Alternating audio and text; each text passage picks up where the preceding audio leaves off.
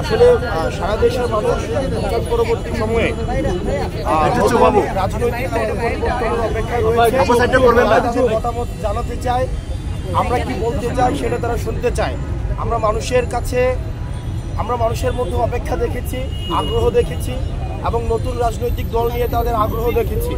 এবং যেহেতু ইতিমধ্যে আমাদের দেশের বিদ্যমান যে রাজনৈতিক ব্যবস্থা এবং রাজনৈতিক দলগুলো জনপরিসরের জনমানুষের আকাঙ্ক্ষা পূর্ণাঙ্গ রূপে বাস্তবায়ন করতে সফল হয়নি, সেজন্য আমরা যখন মানুষের কাছে যাচ্ছি, মানুষ আগ্রহ সহকারে প্রশ্ন নিয়ে আমাদের কাছে নতুন যেই সমস্যা নিয়ে কথা বলছে, একই সাথে সাথে সম্ভাবনা নিয়েও কথা বলছে এবং আমরা ব্যাপক সাড়া পেয়েছি।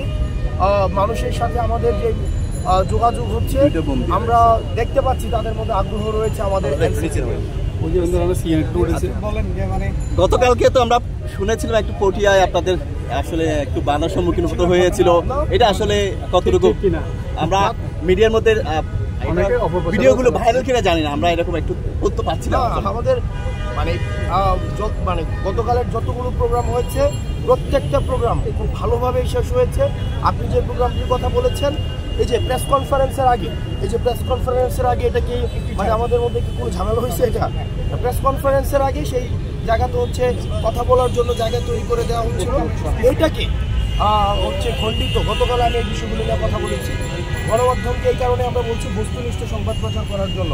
কোনো খণ্ডিত আংশিক বক্তব্য প্রচার করে বা পুরো ঘটনার একটা নির্দিষ্ট 2-1 মিনিট দেখিয়ে প্রেক্ষাপট বিবর্জিত, তখন এটাকে ভিন্ন মেসেজ দেয়।